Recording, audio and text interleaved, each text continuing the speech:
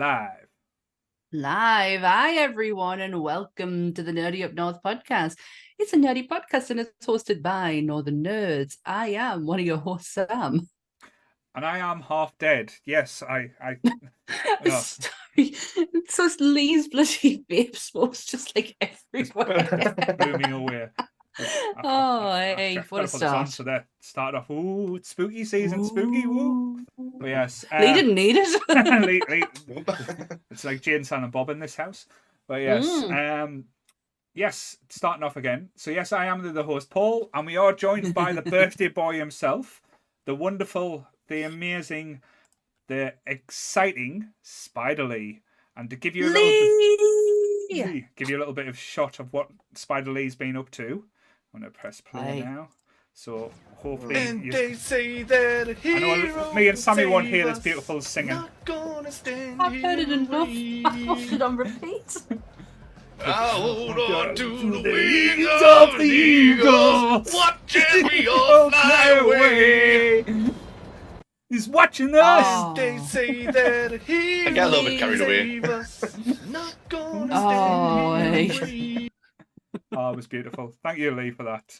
Thank you. It was Thanks for sharing that.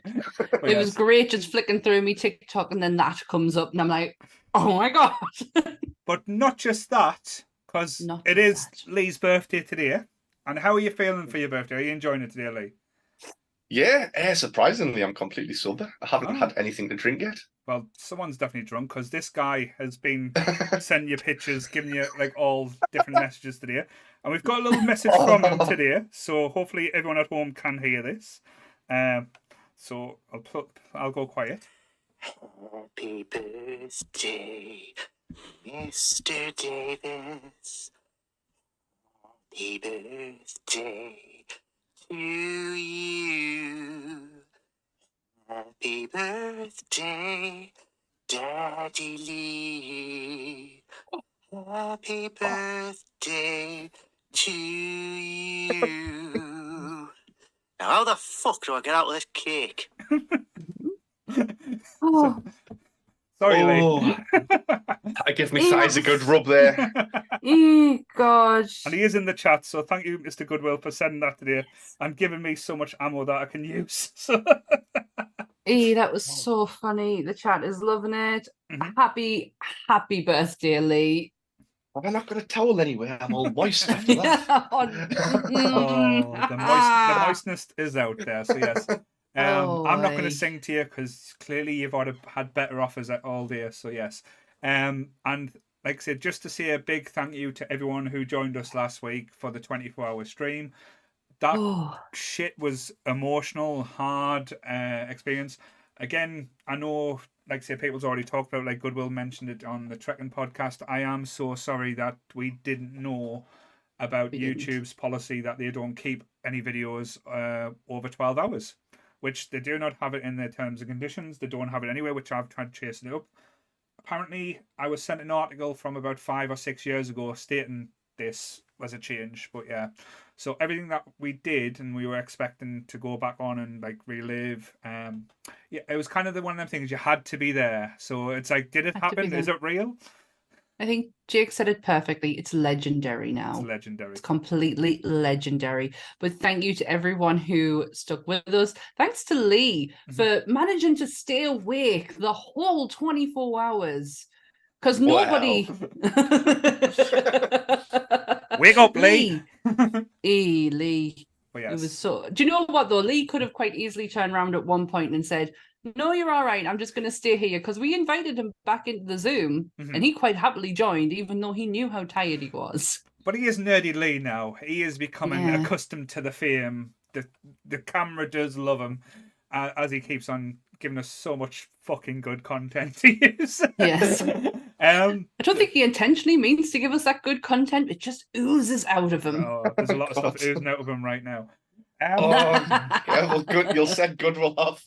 But yes, just to say a big thank you to everyone who donated. You can still donate. I'll put a link into the description at the end of this video as well.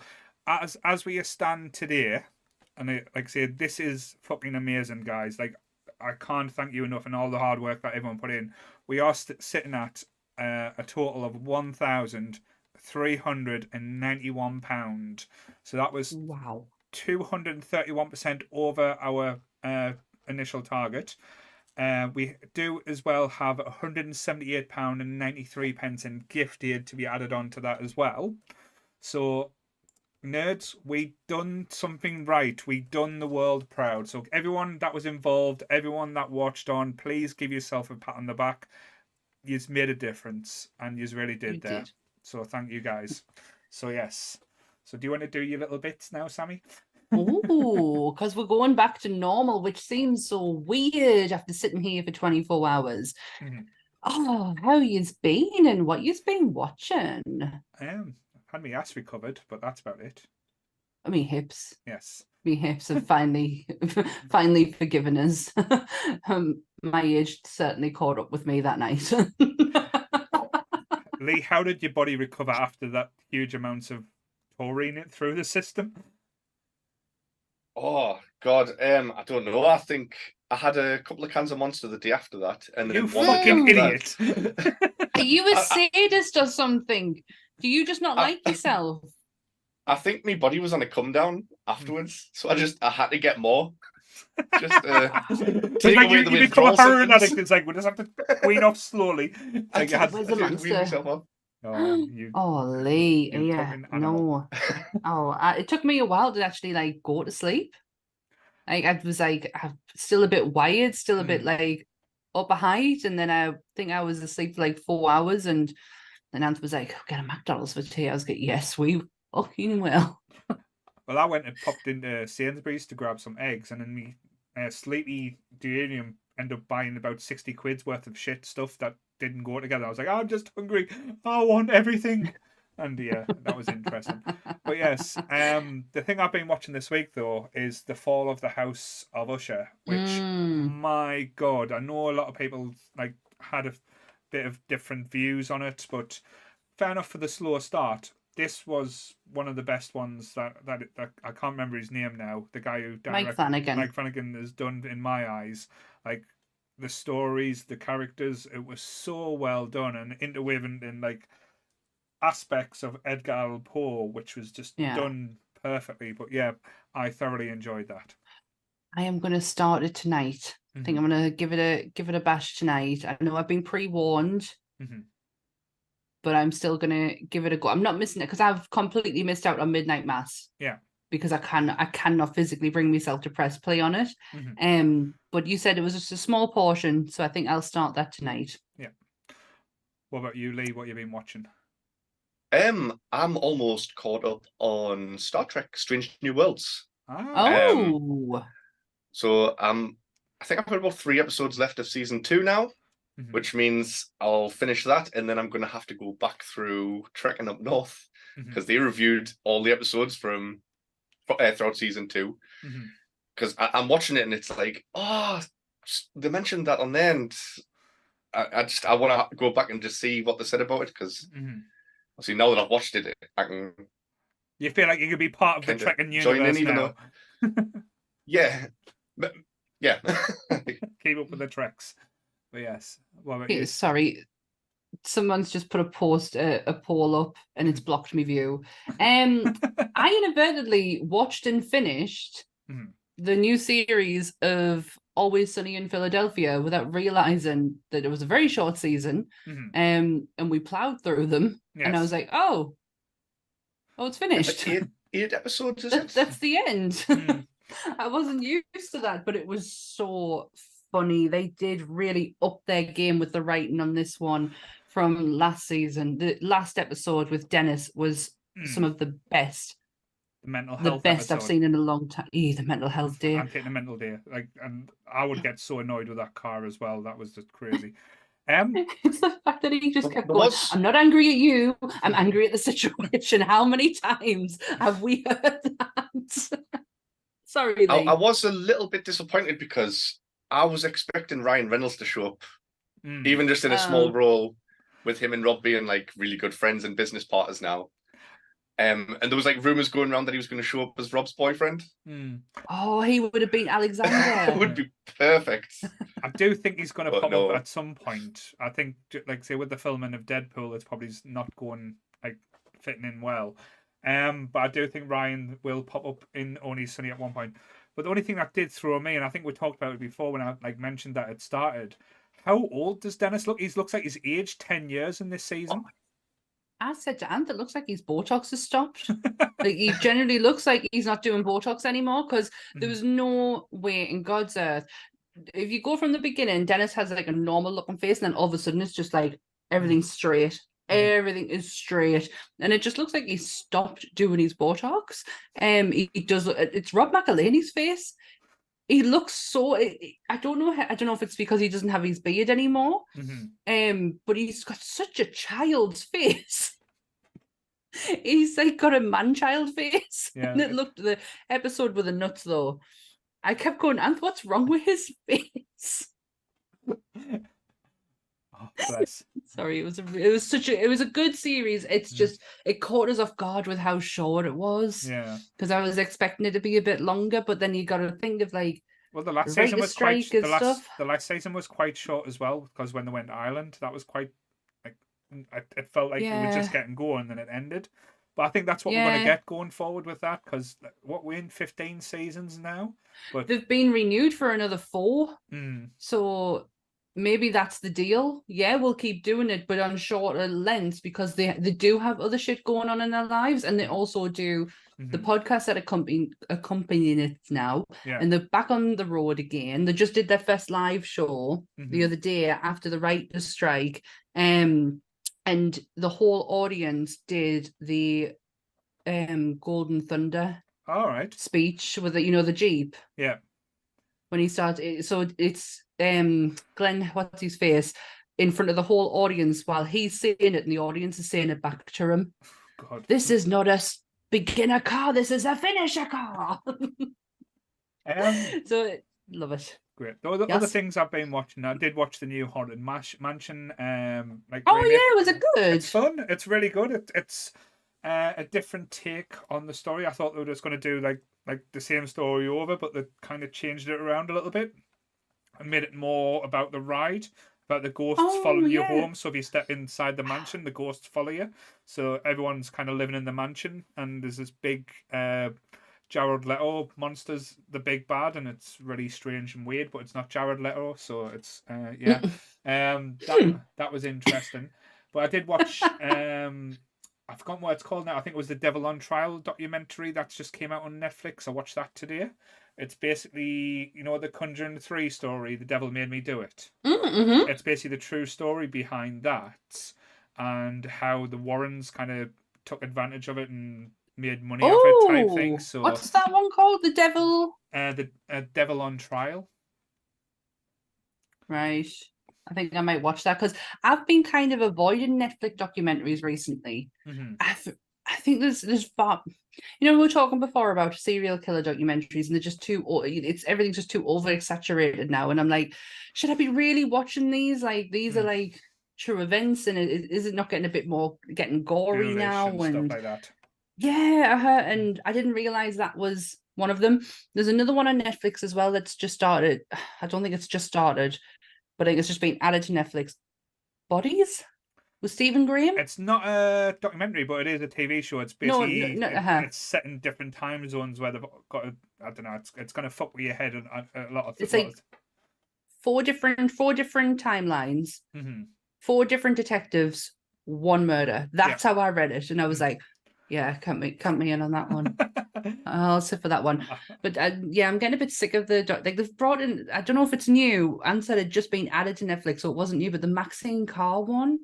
Fuck no, staying away from that bastard. Not a chance. No. It's just getting too much. But I will watch that one because I wasn't overly. We did a review for it, and I think we were quite honest, where we were like, we kind of wanted to enjoy it, but there was just something like missing that you didn't get, like that you weren't getting from the first 2. But I did like the idea of it, and we all know that the Warrens are, yes. I like charlatans. the movie I'll Warrens. see it. They're charlatans. Yes. I love the movie Warrens, but the real life Warrens, yeah. Ew. Get in the bin. Ick. Yep, they can. So yes. So Sammy, do you want to do your fabulous and wonderful disclaimer? That you actually did it better when you were half asleep in the middle of the night. Did I do it? I did it early in the morning, didn't I? Yes, you did it like when we were just randomly at some point. We were just like, we'll just do the disclaimer for the crack.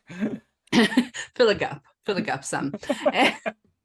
So, everything discussed in today's episode is our opinions and our opinions alone. If you'd like to discuss anything from today's episode, please come and join us in the Facebook group, the Discord, or the comment section, where we can have an open discussion. What we won't have is anyone coming for us and telling us our opinions are wrong. We can all agree to disagree in fandom. So let's keep it fun, keep it kind, and keep the toxic behaviour out of nerdism. Very well said. We'll need to get Nerdy Nee a little say in it as well, so you can just come on and just do I'm Nerdy Lee. Fuck yeah. Yeah, and then have them singing. Yes. Nickelback songs. Zero can save us. What's that other one that they did that was like, because there's 3 Nickelback songs I know. There's the one. First one, that one, and the one where I want to be like a loads rock of people. star. That one, yeah. There you go, Lee. You can do Nickelback's back catalogue, 3 songs. Get Back. Was it Get Bad or Get Back? Was in this? I don't know. There was one that I quite liked. This is how you remind me of gosh. Sorry, we've just lost about 15 viewers now. I'm really sorry, guys. Yeah, we'll stop with the Nickelback. We apologise. We are going into this week's episode. Yes, we're talking about the cult classic and the kind of sleeper hit that came about from nowhere, Tucker and Dale versus Evil. 2010, this came out. 2011. Right. So, I've been doing some reading. Okay. So 2010 is when it actually, yes, it did come out in 2010. However, no fucker wanted it. Right. So because it went to Sundance, it got a release then. And then nobody wanted to distribute it. They were like, yeah, well done for all your awards and everything, but we just don't want this. And then someone finally in 2011 took it on, and that's where the release came from. Right, okay. Because when I said I was looking into it as well, because this came out around about the same time as Cabin in the Woods. Yeah. So you get the two, like, proper, I wouldn't call it mind fucking. Well, Cabin in the Woods is a bit of a mind fuck, but like similar type of ideas as which you'd normally do in Hollywood, where, like, say, when Bug's Life came out, Ants came out, a lot of the similar type of movies come around, like, when it's a bit different around about the same time. So you don't know if, like, scripts are getting copied or who copied off who. But both of these movies are kind of like a flip reverse to what you kind of expect from, like, the slasher or the horror genre in a way. I probably saw this through. I didn't see it when it originally was released. I think I caught it on Blu-ray. Like, say, I got a Blu-ray. What about you, Lee? When did you catch this one? I'm pretty sure I caught it not long after it came out. Oh, I thought you were going to say last week. No, I definitely watched it when it, like, I think it maybe said just been released on DVD or something, because my mate had bought it when it was in the shops. And was like, oh, we need to watch this. It's meant to be amazing. And it really is. But it really is a sleeper classic as well. I was reading up on it, and when it came out in America, it only made $200,000. It didn't even get $5 million budget. And didn't even break that, but it is renowned now. Is, like you said, it's a cult classic. And crazy how them things happen. It's one of those films as well that could lead into multiple sequels. It, like, the premise of it is so good, you don't have to just leave it where it is. You could have Tucker and Dale going off in different adventures and just mishaps and everything happen. It would make a brilliant TV show. There's so much potential or possibility with this. So. I know we'll probably have more of a conversation about that later, but when I first saw it as well, like, I was completely blown away, like how interesting and just how likable the characters were. Like, each characters was done well, and even though the story is very predictable, like very A to B, like horror movie side, but it's the fact that the bad guys and who you expect to be the good guys are completely reversed. So these not cowboys, these hillbilly hicks from down south who look like they would not just fuck your sister, but eat your sister as well. Turn out to be the nicest guys, and their friendship is the core thing towards like the film as well. I think that's the thing I get through it the most is them two core characters. Their friendship is like, I want a friend like that. I know. I want a friend like Dale. Yeah. This film, he's so kind.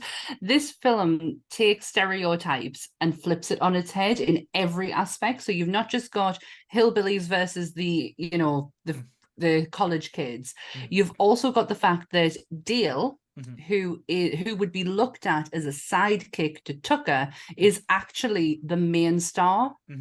So there's that stereotype being flipped as well. The relationship between them two is palatable. It is absolutely infectious. I genuinely I could sit and just watch them two on screen, just sit and living their lives. Well, anything with Alan Tudyk, I can't get his. I always pronounce it Tudyk. Anything he does is just gold. From Firefly to the Alien show on Sky One, that was just brilliant. Pirate Steve, man, he's Pirate Steve. Pirate Steve off Dodgeball, and even like as a robot in AI, the Will Smith movie. No, it wasn't AI. It was iRobot. That's the one. He was also Rogue One. Yep. He was K2SO. So anything in, he's just entertaining. It is, and with this as well, he's fun. And like when you see him, he gets tortured in this film as well. Like he gets stung by bees. He gets his fingers chopped off. The bee stings is hilarious. The beer down his face. Who that thought that wasn't was even a scripted. good? No, it was all improvised. But just to think, like that's where your brain goes to, like, because I think beer is his elixir for life, especially like how he goes on when he gets his beer at the end. So I think he just in his head, he's like, "Yep, this is gonna work. It has to work." But as soon as you start the film, like we go back from the very, very start and how it starts off, it's not what you're expecting from the start. Literally, it's like it's kind of like after everything's already happened. It's in the cabin, and you've got the news reporter.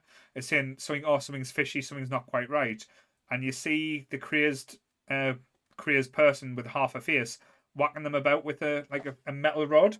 And that's the start of the film, and it goes back to the age-old 3 days later, and you get the college kids going off, like saying, "Oh no, we forgot the beer!" Bullshit. I even just love Dale's dead eyes as they're driving. When they're driving past, just like, and sorry, when you said there, when you said the reporter got hit in the face. The minute you said hit, me radiator went ding, and I jumped a little bit. Come to get you. He's coming to get you. Those crazy psychopaths are coming to get you.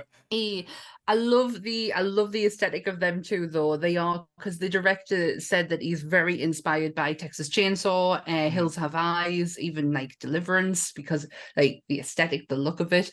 And I love that Dale and Tucker instantly, that's where you're like, yep, they are bad people because of how they look, where they are located, the fact that they're going to a cabin, yep, things are just going to get fucked up. But it's a complete reverse. Like, I've never known a movie flip it on its head like that. Yeah. Because the minute Dale starts talking, you know what kind of person he is. Yeah, he's got a very kind soul. Like, and the college guy, like the main college guy, like that. What a dick. He is the biggest douchebag, like in the movie. Oh, Chad as well, yes. which is the Chad. biggest dickhead name in the world. Fucking Chad. But it's hilarious though, because the start of the film, if you parallel it, it is pretty much identical to the remake of the Friday the 13th movie. Yeah. It literally scene by scene, it's like, except from Jared Padalecki doesn't look like a hillbilly. He's wearing a flannel shirt, off-brand, I know. But like I say, it's still like treating like the outsider like a dick. But how scary was that shop though when they went in? Like literally, if I went in there, I would probably shit myself. I don't think I would. Yeah. But that's just because I like weird stuff. So I'd be like, oh, how can I get this home? But I do like for anyone, with an ordinary eye, they would be walking in there and going, fuck no. Like I've seen the movies. I've seen how this turns out. I'm not going to end up on one of those walls. Ta-ta. But like, so as an aspect, like when you watch this movie back, I think the biggest word I can use, if you take out all the gore, this is just a proper fun. It would be a fun family comedy if you took out how like brutal, because you don't expect it to be as brutal as it is, and as we get into it and like all the different things that aspects do happen. But you're right, it does flip all the stereotypes. Like the blonde girl turns out to be like not a bitch and really nice and actually quite intelligent. That didn't go like blonde bimbo route, but they did go through like every single horror movie cliche that can happen, like skinny dipping in a lake, like have the most imaginative deaths as well. I don't know about you, but some of these deaths were better than some of the horror movies that we've had like in the last 10 years, I would say. Oh, totally agree. It felt really high budget, Mm-hmm. and the acting, Didn't like it? even the acting was top notch as well. Mm-hmm. Apart from right at the very beginning when they're like, "Guys, we forgot the beer," and they all go, "No!" I was like, "Oh God, this looks like it's going to be a shit movie. It's so cheesy. Mm-hmm. Why are they all doing that in synchronization?" Mm-hmm. And then they get to the stop place, and Dale starts talking, and I just flipped straight away there. It was like, "No, this is amazing." But if These you've guys are seen class. any of the horrors that fit that trope, that synchronized no is in probably the majority of them, and also teenagers being in a car. The scene with and I don't know why I found this so funny, but Dale, when he's trying to get the beer off the floor, and for some reason he sits up and his top's off. How the fuck did his top? How does his t-shirt come off? Did he say it was caught? His shirt gets caught on Tucker's jeans, so it rips his It's things. just a clean rip off, and he's just got neat top on. I think it's class. But what I liked about that though, there was a no sell from the police officer who caught them, because the police officer pulls him over and like, oh, he's like, shit, I've spilt me beer, get me beer. So that's why Dale's basically bending over, look like he's giving Tucker like a happy time. I say like a happy ending. But and he pulls up, and it is a quintessential like homophobic joke that like these type of tropes do, and it was like at a time where they were quite rampant, but it didn't make it out that way. Like the police officer didn't act the way. It was just like okay, guys, don't go up there. It's going to cause trouble and stuff. And I quite like that aspect to it. But me too. That there was no disgust or. Like he didn't look like I'm going to walk away from this. Yeah, I'm not going to walk away from this because of what I think I've just seen. Yeah, I'm going to tell him that his tail lights out. I'm going to give him that warning, which is something that you don't usually see in that kind of horror trope. Yeah, I feel like it would have been like completely wrong for this kind of film anyway, because this whole film is about prejudice. And yeah, so that you can't then go, these guys are gay. Let's make exactly. Let's exactly. Well, the guy who plays Dale put on weight for this character, right? So, because Dale, like I say at the beginning, Dale would have been looked at when you look at Tucker and Dale. You'd think he's the sidekick because of his weight. That's the stereotypical thought of the bigger guy is the sidekick. So that's why the director was like, no, he's not. He's the main fucking star. So I'm going to flip that one on its head too, because it's Dale who saves the day at the end. Good old Dale. Spoilers, by the way. Spoilers alert. Well, if you've not seen this, yes, you shouldn't really be watching. Why are you watching this episode? What are you doing here?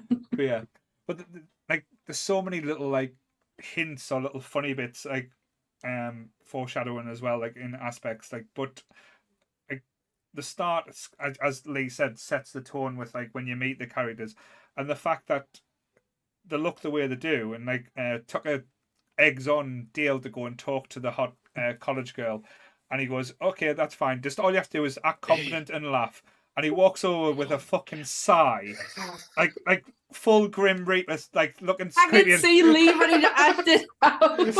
Looking fucking creepy as fuck, and just laughing like it was like, oh shit, I would then then the whole sorry Chad, because the chat got all upset. Chad start doing all these ninja moves and going, go away, man. Being all doing all like what Chad normally does. The dick. Being a Chad. Being an absolute Chad. But yeah, it's the fact that he stands there with his siren. He's like, okay, like it's nothing to him. He's so nonchalant about it, and I love the fact that it just sits above the top of his head. Like the placement of it was perfect. Do you think though that was a little nod to a TV show that Dale was in, because he was in a show called Reaper? Oh, it could be, because there's a lot of homage in this. Obviously, there's a lot of homage to horror tropes. So yeah, it could have been. Yeah, because he was in it. Like I think it only got 2 seasons, but I know Kevin Smith Anthony used to watch it. Yeah, directed a few episodes of it. It was terrible. Anthony used It to wasn't a absolutely. good show, I'll be honest with you. But we'll not be doing a review on it, put it that way. But yeah, I think that might have Good, been because I ain't watching it. But I think that might have been a little nod to it. Like, say, because that's the only thing I can think that I can remember seeing that Dale in anything else, and he's not really done anything since, which is a bit of a shame. Has he not? There's a film called Someone Marry Barry, right? Which honestly, go and watch it. It is hilarious. It's him is someone called Barry, and every friendship group has a Barry, but just not necessarily with that name. Right. And it's that lovable dickhead of the group that everyone can't stand. Oh, did anyone but else you think put up with Goodwill them. there? No. No. Well, I was going to ask a question there. So, who's the Barry in our group, Lee? Who would you say? It's not good. I don't know. So, who's the dickhead I that feel like everyone loves? I did say that before Barry, he at said, least. "You're not a Barry." I did say Michael before I heard the word, and he's a dickhead. Sorry, Michael. I do not think you're a dickhead. Wow. I feel like everybody is somebody else's Barry, though. Right. Like even in that film, Barry has a Barry. It turns out it's Charles Boyle from Brooklyn Nine-Nine. Yeah. Oh, love Boyle. That's right. I'm trying to think who our Barry is. It's probably me. Like if you can't think of a name of the person, it's probably is you. So I know I'm the bell end, so that's fine. I'm happy that everyone hates us. But yes. So yeah. But so he's in that one, is it, ED? Yeah, it was really good movie. Check it out. I might check it out and find out who the Barry is. I'm going to call these all Barrys now. Barry. Yes. So coming back to this movie as well, I know the foreshadowing did come in a little bit early as well when they go into the shittest looking cabin or the holiday home that they bought, and one of the pillars touch, and then the fallen thing with the nails down come flying down. Why wouldn't you just take that down rather than putting it back like up so it would kill someone? Yeah, and they have to keep reminding each other that's a bit loose. That's going to hurt someone as it comes back and takes out the police sheriff in the most impressive way, because the police sheriff wanted to believe their story, because like all these deaths are the most ludicrous, amazing deaths in the movie, and it's all self-inflicted. But when you're trying to tell a story while carrying just a pair of legs, and saying, "Honestly, governor, I didn't kill him. It was himself." Like, who the fuck would believe them? But the copper, I'll call him a copper. The sheriff was kind of on their wavelength. He got, these two aren't bad lads. They're not like dangerous. That's why he probably didn't arrest them when they were like the college kids were like begging them. But I think this movie, in a nutshell, if you weren't going to call it Tucker and Dale versus Evil, it would be called miscommunication. Yeah. Oh, absolutely, because there's just none in it. Do you know there's another version of this movie called Tucker and Dale Are Evil? Really? Yes, it's on the DVD. And go on, Lee, tell them. It's from the college kids' perspective. Yeah. I couldn't find anything for to watch it last night, but the only thing I found was a 3-minute video of the kids sitting in the car there, where the police officer goes in, and it doesn't show you the bit that happens in the house. It just shows you him walking in, and then the kids are screaming because he's coming back out with the nails stuck in his head, and it's just what they see. So like they'll be standing like seeing Dale just holding one of them in the wood chipper or something like that. So it's basically from their perspective, is it? Yeah. With much more ominous and creepy music over the top as well. And it even makes Tucker and Dale's voices, instead of like, "Oh, sorry, officer, I didn't, what a doozy of a day." It's like, Oh, officer, I've had a doozy of a day. It's like it makes them sound more evil as well. I did read about that everything was like from the perspective of the college kids. So because we only ever see Dale and Tucker's, so and theirs is like it's all, it's all happening at a ridiculous pace, and this shouldn't, it's all mistakes and misunderstandings, and then on their side, it's like, no, it's just, this is deadly serious. This is a proper horror. So, I can't get my words out now. It's been one of those days. So when I was watching it, and we're watching back with, again, it's a movie you can watch over and over, but if you watch it for the first time, I love the fact that you get excited to how they are going to die. So you're kind of thinking, like, because they keep upping the ante each time. Like, the first death had me in absolute kinks when he thinks he's being chased by Tucker with a chainsaw, but Tucker's basically been an idiot and sliced into like a beehive, and the beehives and all the bees are attacking him. So he's running around like full, like say a Leatherface move. Doing full Leatherface, attacking the bees with a chainsaw, and this kid just starts belting off it, and the sheer look of surprise when Tucker's running alongside him and the kid's running alongside him, they're going, why aren't you attacking each other? It's kind of like the realization, and then running full force and full bent into the branch that skewers him like a popsicle, and just his look on his face, and he's like, oh shit, I didn't need to do this. And just the subtlety of having a bee fly and land on his nose as well. I thought that was a nice little touch to it.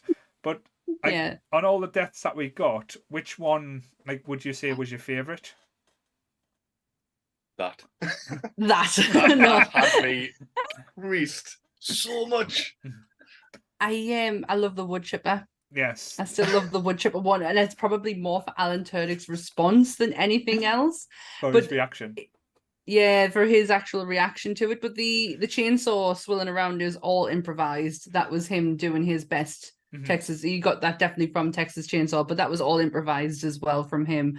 But yeah, definitely wood chipper. It's the fact that his legs don't go any further at one point.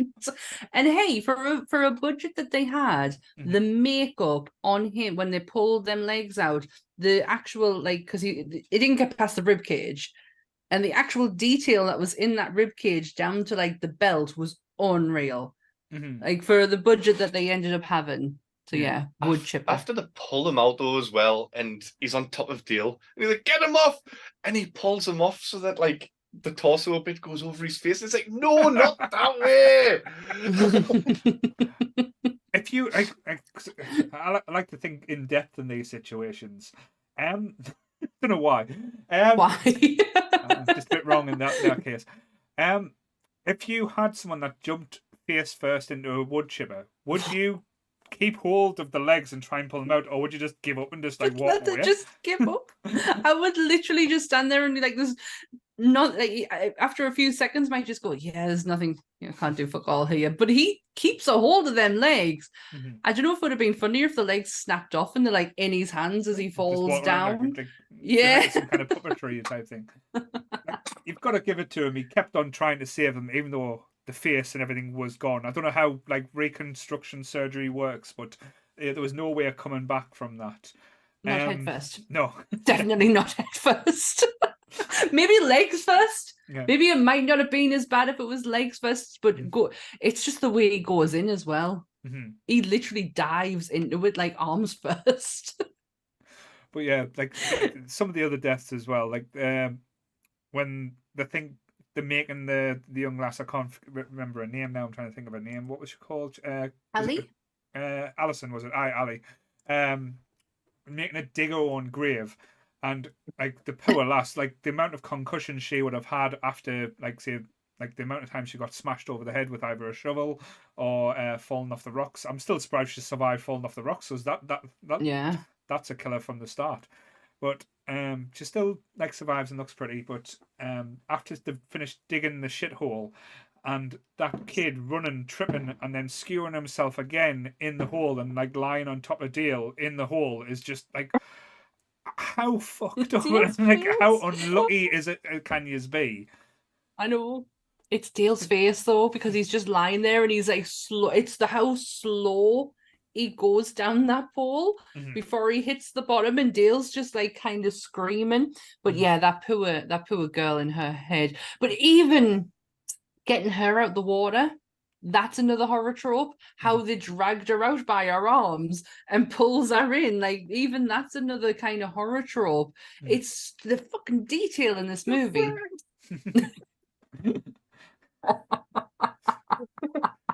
Lee's just sitting there, just reenacting the film as we go along. I love it so much.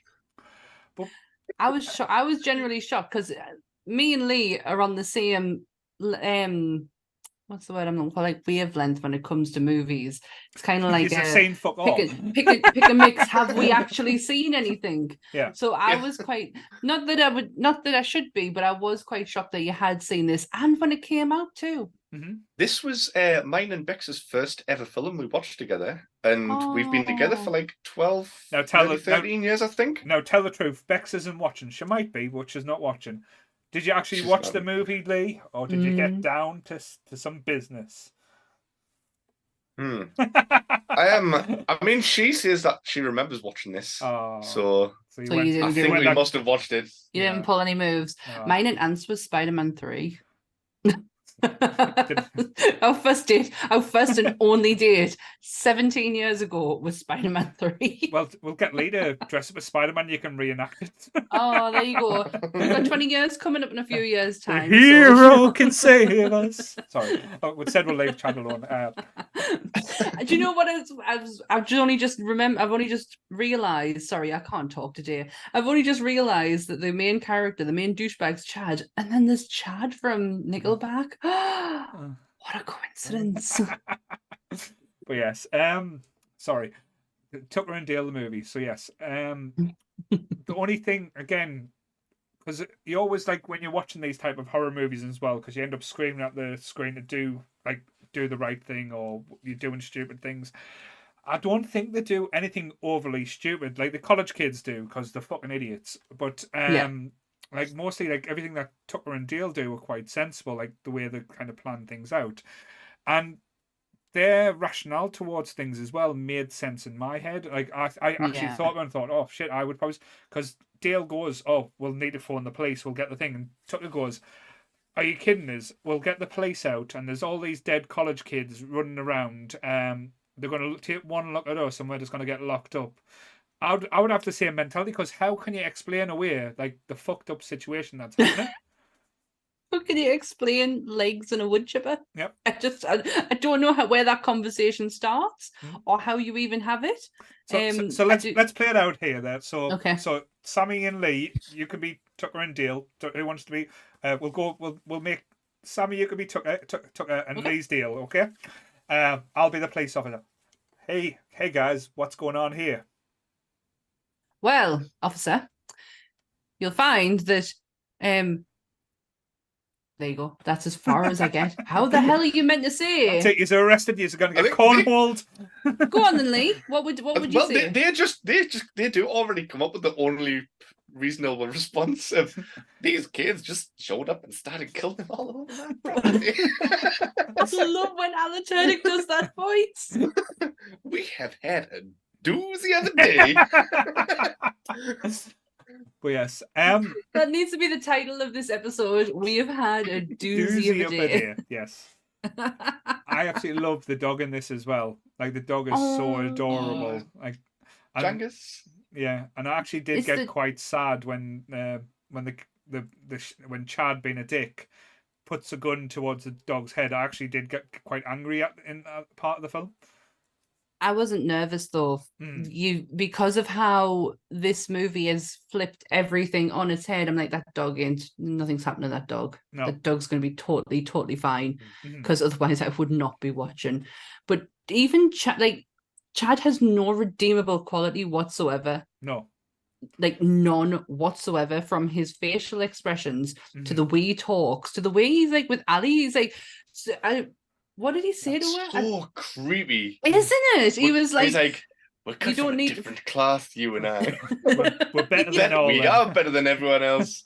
Yeah. Like, it's one of them things where you're looking at the screen and you want to punch it.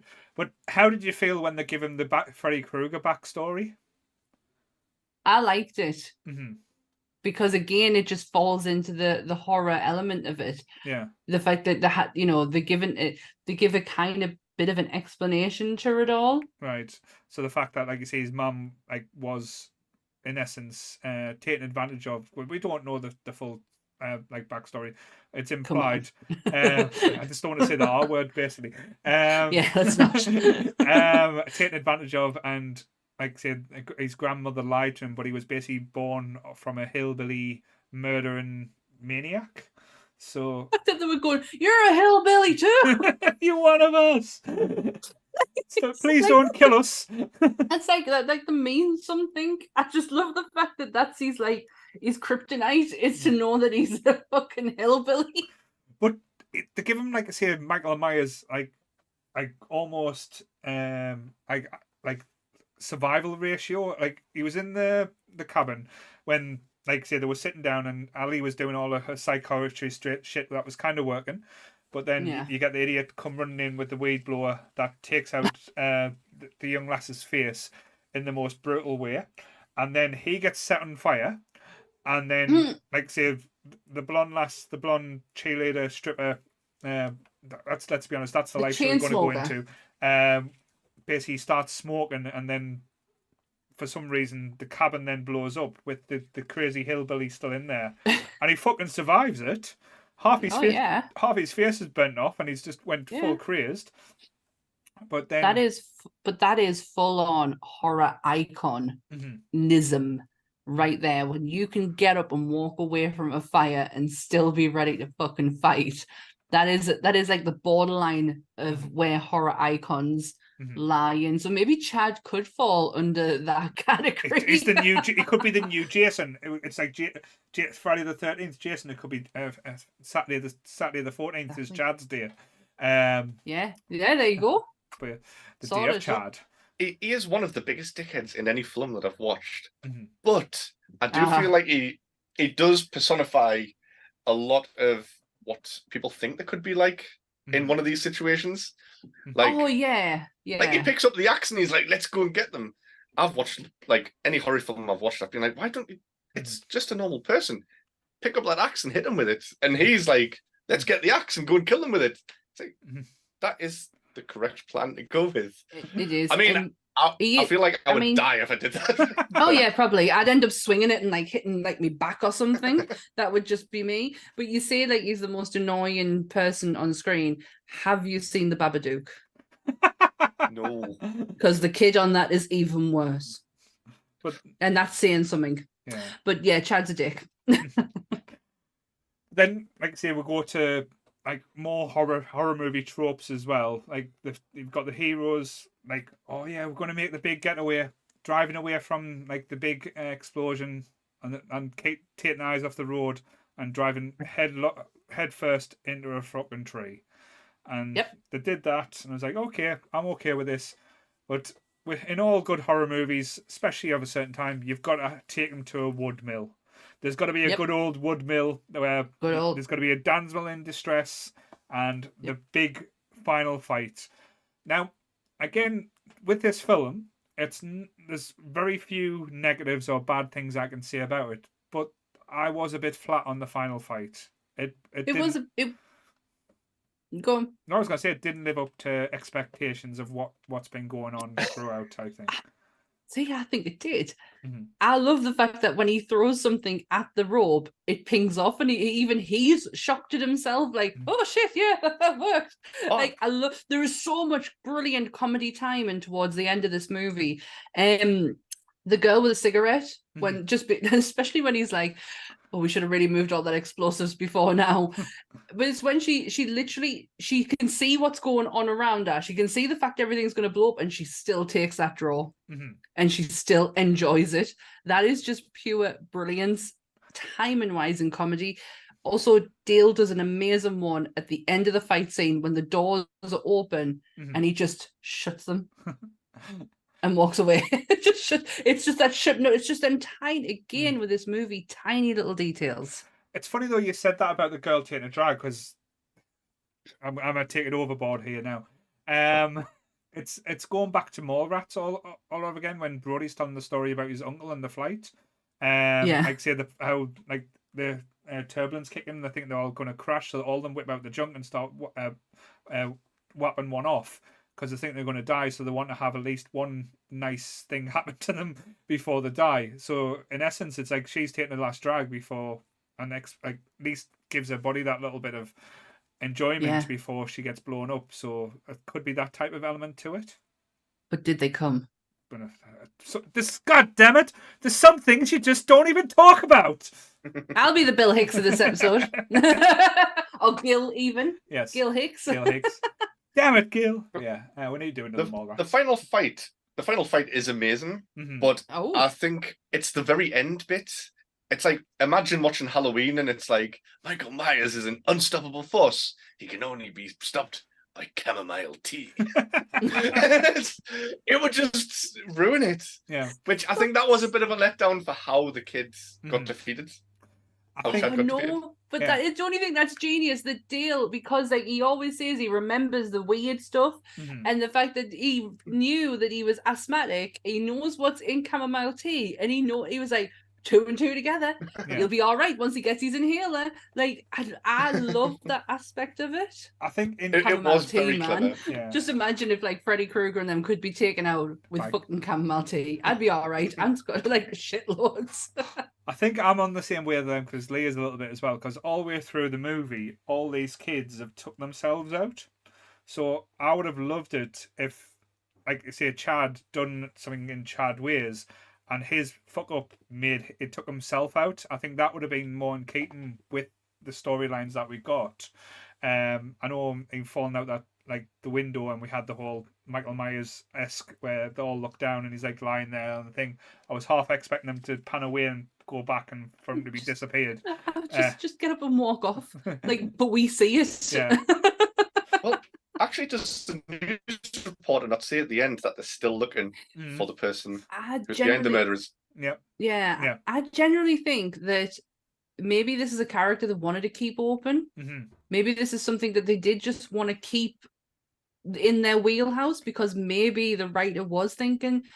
So he has done scripts, but every one of them, Alan Tudyk and the guy who plays Dale become best friends during this movie. Their chemistry is real because of how much time they spent together beforehand.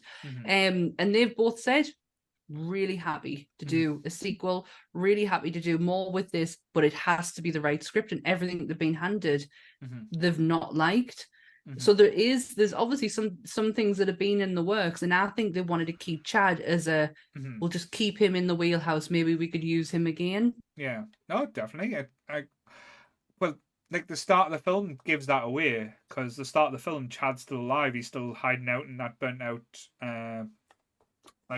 cabin, because he takes out the news reporter that's at the end at the start of the movie, living that hillbilly life. Yeah, but like as you said, the attention to detail in this movie is brilliant. Like throughout this movie, Tucker loses his fingers, and as a joke towards the end, they say we've reattached your fingers, and it's probably one of the girls that got the fingers removed. It was probably the only found. So he's got this fingernail, and he's like high on morphine, and he's like, oh, they look right. And even when they give him the beer, because he wouldn't be able to bend the fingers because they've just been reattached, I'm surprised out of a bandage. But again, they wouldn't have got the joke. But Tucker opens the can of beer one-handed and does everything. So like that's well done, because he could have easily just done it with 2 hands, and like you wouldn't even bat an eye, and you would have just laughed. No. But then the joke at the end had me floored, where Tucker's given at the bowling alley, given his mate, who's like a complete hillbilly psychopath, advice on to go for what he wants, and basically make sure he hits them dreams. And he's talking to Ali again, and he gives her a present as a helmet, which again is a callback to all the times she's bang ahead, which is just hilarious. Then all you hear is screaming behind, where this hillbilly hick knocks out this poor woman in the bowling alley and throws her over the shoulder, and he's just like smiling, going, "Yeah, I got it, guys, I got it." It's like, fucking hell, deliverance is real. Yeah, it's the fact that he says, "Go be yourself." Yeah. So he did. I forgot about the fingers, and that's another amazing one where what Ali unwraps them, Mhm. and Dale's reaction isn't like, "Oh no, my friend did. Oh no, they cut off his bowling fingers." Like, how would you know it was his bowling fingers though? Like that must be like quite special fingers to know that they're bowling fingers. Did he bowl ambidextrous? Can he do it two-handed? Who knows? I love the fact that even Dale doesn't bat an eyelid when he's looking at the nail varnish on the finger, and he's like, "Yeah, they're fine. They look totally great." I generally thought up until today's viewing they were brothers. Right. I didn't realize they were best friends until I'd rewatched it today. I've always thought for the however long these two they were brothers. There was great But they're just chemistry in best it though, friends. as well. Yeah. Oh, So really no. was. But and again, I know harping back to this at the start of this when I mentioned this because like say I know like say it's getting quite a common thing when we're talking about like movies and stuff like what would you do next if you were doing like a sequel or like then Tucker and Dale next, because this could be like almost like the brand new Albert and Costello, or it could be like Tucker and Dale versus Dracula, Tucker and Dale versus the creature from the Black Lagoon, and everything would work in essence in that way. I think that is absolutely perfect. Only because I'm starting to learn more about Abbott and Costello through doing monsters.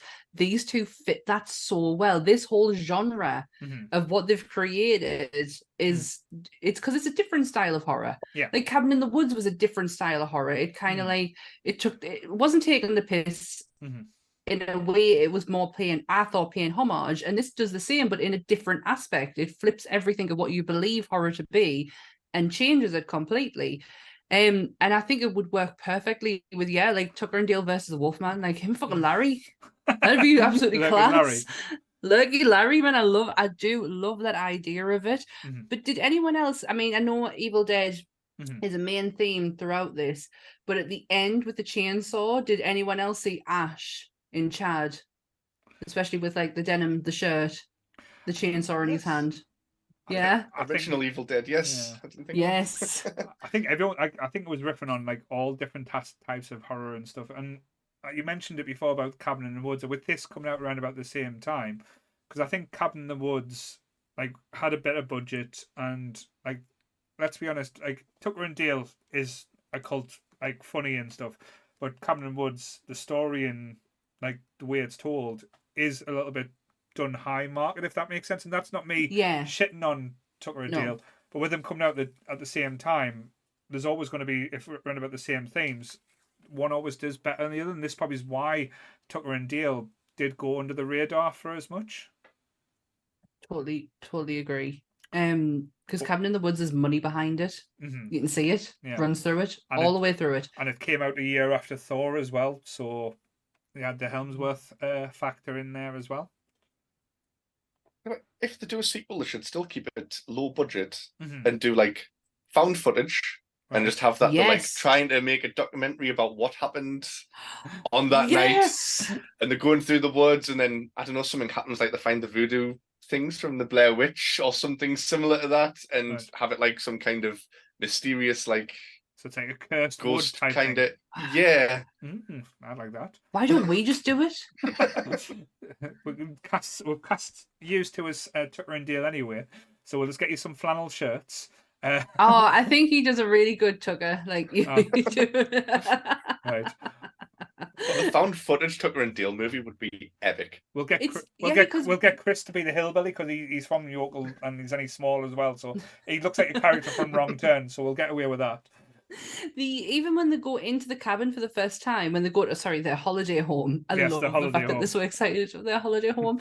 When they go in and they see all the bones and that dangle, even they find that fucking weird. Like, the old people or people who lived here. Interesting. Like, even they find that a bit disturbing. They're not like totally taken with the decor. So, if we were going to do like a follow-up or like a follow-on type thing from Tucker and Dale, would a TV show work better? Yeah. Or would you prefer a movie format? I think of Ash versus the Evil Dead TV show and think that would kind of fit in with the same wheelhouse as that and how that worked, because Ash versus Evil Dead, the first season of that was fucking tremendous. Right. Yeah. And I think this could do exactly the same. So because I know you said that they've done scripts, so I wonder why this hasn't been. Is it the fact that, as Lee said before, this only made 200,000 on its original release? Could that be putting them off type aspect? No, it's got nothing to do with the money Right. at all. They have been given a few scripts, like Sammy said, but it's just they don't think anything's good enough. Right. Yeah. They have such high expectation of it. The money doesn't even come into it. They did this knowing, because this was put to Sundance first. Okay. Went to Sundance and it won a few awards at Sundance. But outside of that, nobody gave a shit. Yeah. Nobody wanted to take this on. And I don't know if that's where the hesitation could be. They're kind of hurt by it type thing. So like, oh, you didn't want us when we first showed you. Now we've got this kind of following, like, fuck yous, we want it to be, if we are going to do it, it's going to be right type thing. Potentially. It's just what all I read was that they've had a few scripts thrown their way. One is 2017. Right. But they weren't good enough. They weren't up to par. They didn't match the energy of the first. They obviously hold this in such high regard, which they should. That they don't want to do anything less to taint that one. True. No, I agree entirely, but it's just. I wish more people would do that. Yeah. Yeah, don't you? It's a very unusual trait in the horror genre, as we've noticed as well. Like, there's a lot of good, there's a lot of bad, there's a lot of Rob Zombie, but yeah. There's a lot of Jason in space. Lee will defend Jason in space here. I love Jason X. It's just such an entertaining film. It's not a good film. It's an entertaining film. But we're not talking about good films. Like, as you said, there's so many different aspects. Like, I wouldn't put Tucker and Dale, and that sounds harsh, in any of my top fives. No, me neither. But it's a film I can watch like year in, year out. Halloween comes around. It is a film that you can put on and kick back. And you don't even, it's not ones where you like watching it takes full concentration, but when you're watching it, there's little nuances and little aspects that you do pick up on, and you kind of get and enjoy more. Like something as simple as like the nail varnish on the finger, and as you said, like that's his bowling hand, but now you like they're his bowling fingers, but now it's got us thinking, how did he know it was his bowling fingers? Did he sniff them fingers? Did they smell like bowling balls? Have they been extra shined? These are the questions we need to know. They're just that close. Would you like to see a crossover? I think this is one of the ones I could like Tucker and Dale versus the Tucker and Dale and Ash versus the Evil Dead. Not like just like as in what we were talking about before. That would probably be too easy though, doing it that way. I'd want, if we were going to do a crossover, I'd want it like proper outlandish and like crazy, like Tucker and Dale versus Ghostface. Have them wandering in New York, or like where like they've become friends with Sidney Prescott and Ghostface comes and tries to hunt them down or something like that. Something it would have to be something, not a simple idea. It would have to be something so outlandish that you think this won't work, that it will work. Yeah, because I know we were talking about like the Abbott and Costello and like that style of like them verses, but it's just like them, not them teaming up with someone to verse. Right. Someone. I love that. And I do. Ash is instantly the first person that comes to mind because of how much Evil Dead is running through this fucking film. But that's the thing though, it would just get like, because it would work and I would enjoy it, but you would get all the fans and people saying it's just a rehash of what's already went before. So if you were going to do Evil Dead 2. Yeah. If you were going to do a crossover, it would be, I think one of the funniest ones that's just popped in my head, Tucker and Dale versus Chucky. Like, have the little redheaded bastard doll chase them down, and like say have Tiffany trying to seduce them and stuff like that. Has to be in the woods though. Everything with these guys has to stay in their woods, in their territory, because it's the only way it works. You take them out of it, you lose that fun. I think you would lose that funny side to it. Because it's again, you go back to the beginning with that deadpan stare that Dale does. Like, that is something. You go and watch I Spit on Your Grave. I swear that scene is in there. Oh, I kind of watched that film. It's not a nice one. It's not, but it is a fucking amazing revenge film. Laura Jacks just said in the chat, Tucker and Dale meets Predator. Oh, yes, Laura, that sounds amazing. Imagine Predator hunting down Poor Tucker and Dale. Fucking hell. With aliens involved too. Oh my god, let's Oh. get some xenomorphs in. Cinemorphs. Why my brain never goes down the correct route, and I'm not even thinking of horror. Go on. I mean, it would never happen because this is too big of a property. But like Tucker and Dale crossed with like Harry Potter or something, and I'm thinking of, when You're a wizard, Tucker. do you know when they're getting chased through the woods by all of the Death the Eaters. people trying to catch? Yeah, basically. It could be like Tucker and Dale as like just a couple of muggles teaming up with some wizards to take on like some kind of like Voldemort kind of dude. And you got Tucker and Dale just like trooping on behind them. I quite like that. That's quite cool. The closest one, was- Chris come up with a good idea. Scooby Doo meets Tucker and Dale. That could be interesting. But if that would work. yeah, if it was still going, if they didn't kill off the show, like Tucker and Dale in an episode of Supernatural, that again would fit in quite nicely. Have the fight of the flannels. That would be amazing. I'm thinking of all these like little short videos we could do, like Tucker, like Supernatural and Tucker and Dale's spin off of the flannel shirts. So what we're going to do now, we're going to get you and Lee dressed up as Tucker and Dale and do little videos doing impressions on them saying, "Bye, Tucker, let's go kill this motherfucker right now." Did you notice only one swear word? Only one. Goodwill here. Only one. Oh, sorry. Tucker and Dale versus Moonshiners. They're not versus Moonshiners. They are Moonshiners. That's what they grows are up the in Moonshiners. This is what happens in Moonshiners, except from less death, but more explosions. Yeah. What's the one swear word? Fuck. All right. He says Dale says something about getting him in the fucking head. Oh, I'm gonna put my boot down his fucking throat. That's it. Or something like that. Yeah, that's it. I mean, I know he says shit because he says shitter, but then he stops himself. But fuck is the only swear word in there, and it was improvised. All right. Yeah. So what rating was this movie? Was it a 15? Lee, I know it scored 87% on Rotten Tomatoes. But that doesn't matter because we've already proved that Rotten Tomatoes doesn't connect. Like you can buy them, so that doesn't really matter these days. Now. Oh, I didn't know you could do that.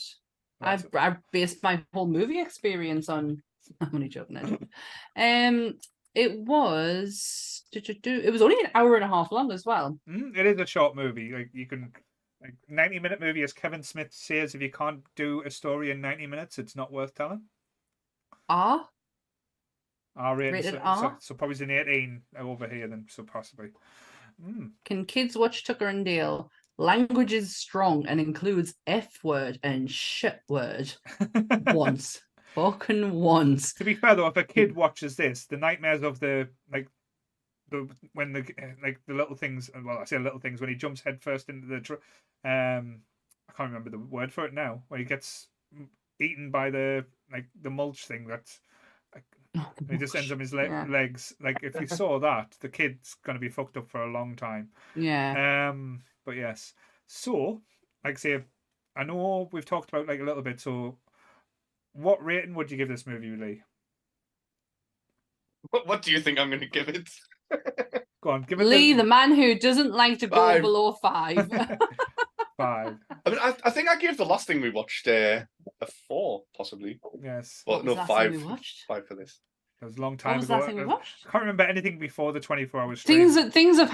So many things have happened in that time Mhm. that I mean, this is me. I generally can't remember what we did. If someone asked me about episodes, I'm like, did I?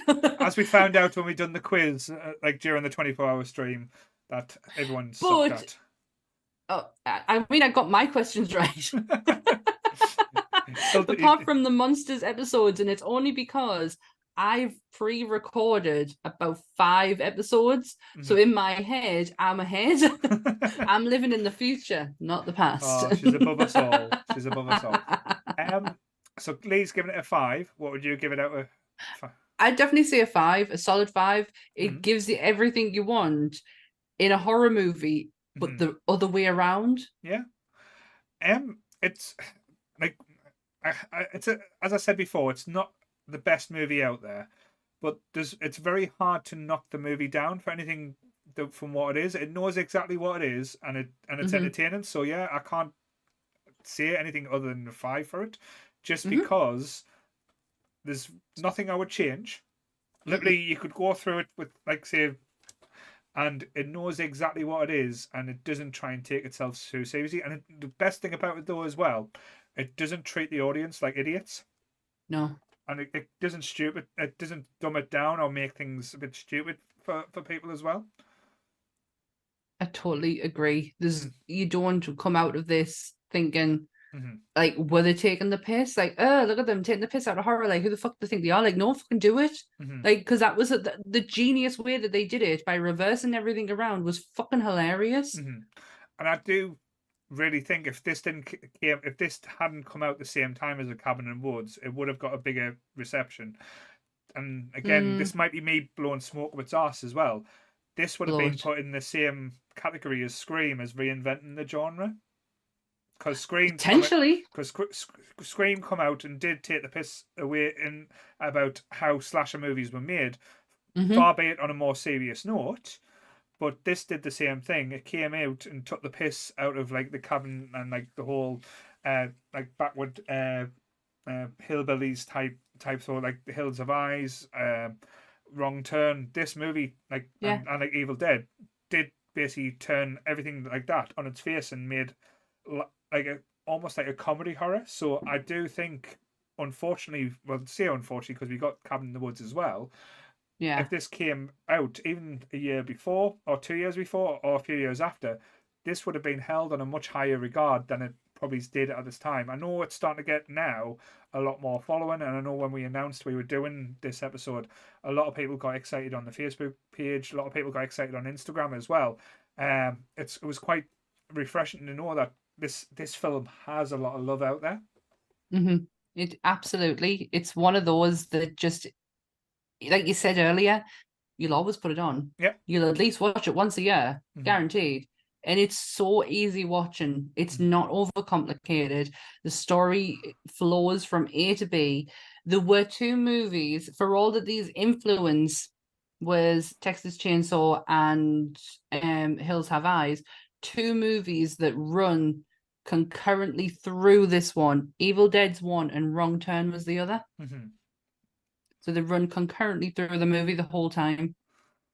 Now, I've only ever seen the remake of Wrong Turn, so I can't say for sure or not. It's not bad. The original is better. There's been 6 other Wrong Turns as well. So, as I learned when we reviewed the last one. So what are your views on this, Lee? Anything you want to add to that? No, I think it's been captured perfectly. I can't think of anything else. Just there's just so many amazing one-liners in this film. Just none of them by the kids, all of them by Tucker and Dale. Yes. Even just simple things like, "Hey, are you okay?" Just, it's perfect. Every single line that they say is gold. I think the running theme through it as well is it's a film about friendship, and like say, and not judging a book by its cover, as we all know, and as we all should abide by.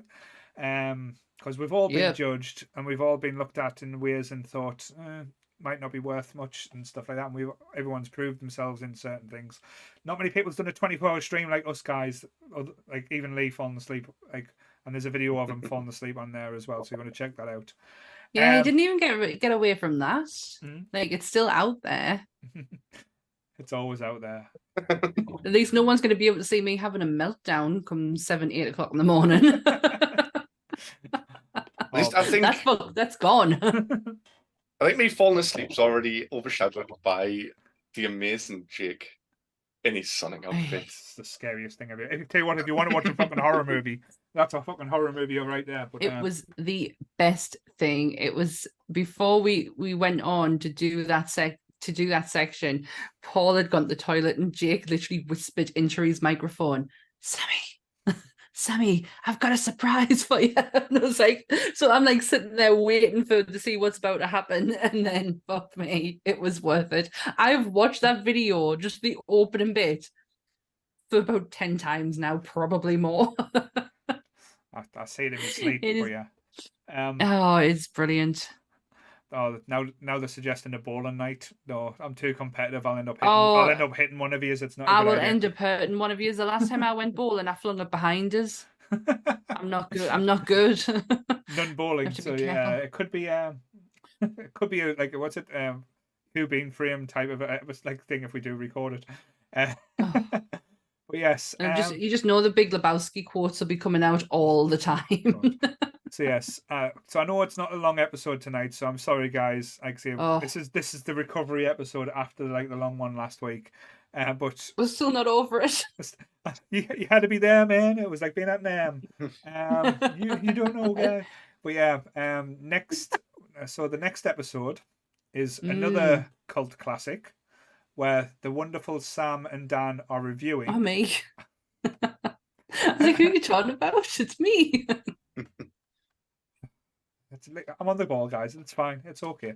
The wonderful Dan and Sammy are reviewing the cult classic Idle Hands, which has a lot of different monsters and a lot of different themes in that movie.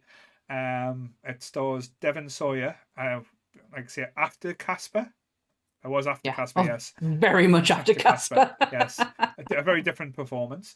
Yes. But yes, like I said, please watch that. Watch Idle Hands as well. It is one of my top films as well. It's very much in the same vein as Tucker and Dale. Very much a cult classic. It's such a good episode because we break down things, and we obviously, if you watch Monsters, you know we factoids shit. So we are giving out our factoids, but it's us trying to figure out where the monster lies in this. There's quite a few. So it is a really interesting watch. So yes, Idle Hands tomorrow at 7 o'clock. 7 o'clock, yes. 7 o'clock. Then we've got Nerdy Lee that'll be streaming throughout the week. He'll be showing off his spider webs, slinging them about. Pew pew. Wednesday probably. Yeah. Because I'm back at work this week, so his week is over. I think we've got Goodwill on Tuesday returning. The return of the unicorn. Beth can wear a matching headrest now. She's got that from today. But yes, and Friday will be the return again of Captain Goodwill and Science Officer Synoiz, where we'll be talking about the new episode of Lower Decks and a cacophony of like shit that will be going on.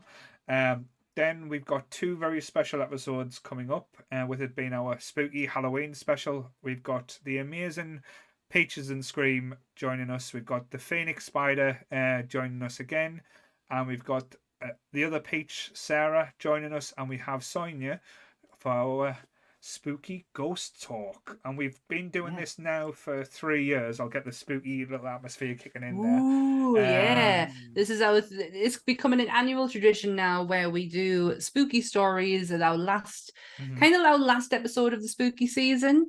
Last year's was absolutely fantastic. I know this year's will absolutely top it. We also, all episodes do now go up on iTunes and Spotify. So tonight's episode will be up tomorrow. Trek will be up tonight, and because I forgot to do it yesterday, so Trek is up on a Saturday, Sunday's episode's up on a Monday, and Monsters episode is up on a Tuesday. So if you can, please go and subscribe and leave reviews, leave hearts. I believe there's a comment section in Spotify that you can leave stuff. So please come and find us on these platforms. Thank you. And just to know, like on these platforms, we are pretty much on other ones, on everyone. Lee found out the other day we're on Amazon as well, so you can find us on Amazon Music. You can find us on Audible, I think it is. That's right. So anywhere you get your podcasts from, you'll find us. We'll be there. Yes. Just do what you can. It just helps the algorithm. It helps other people find us. So yeah, there you go. And then, are we announcing the Monsters Halloween episode, or is that still not to be announced? Because I know you like to be a bit secretive. Well, no, it's not even that, because we've been all over the place with our recordings. Because Dan is now officially away, so we pre-recorded things. So the episode that's going to happen tomorrow with Idle Hands, there is a disclaimer that I assumed that this was going out on the Monday after Friday the 13th, because I wasn't sure if Michael was doing an episode then. So we just were like, yeah, welcome. You get us back after, you got us on Friday. You don't. There was a gap in between. So I do apologize. So Yeah, these episodes are all over the place. In each time, at the end of every one, I just say, I don't know what we're doing next week. Because I didn't. I just didn't. But the Halloween episode for Monsters is, now, I don't know if I'm going to say his name right, but it's Sam Hamm from Trick or Treat. Yes, the little guy with the sack on his head. Little guy with a pumpkin on his head. And you have to follow the rules for Halloween. So do you know the rules, Sammy? Don't do something with your pumpkin. Don't blow out your lights. Before Don't midnight. take your decorations down. Don't be disrespectful. And check your candy. Don't check your candy. That's it. That's it. Yes. I did do the episode a few weeks ago, mind. So But yes, Trick or Treat. We've done Trick or Treat before, but this is based on, like I say, the little pumpkin dude. So it'll be very interesting. But it's we kind of broke the film down and factored it out throughout the whole thing, so it is slightly different. But yes, that's up for Halloween. And thank Those you. rules sound very familiar. I must have seen this film. I think it's a film I've seen. Just at the end of the episode, Lee shocks us all. I don't know how I dare. Lee, tell us to stop. I'm just as bad. But Lee is a hero to save us. Just want to take it to Oh my God. What a way to end the episode. Well, yes. And thank you everyone who's been in the chat tonight. Like I say, it's been lovely having you. We had a few new people as well. So it was nice seeing a few new faces, seeing some old faces.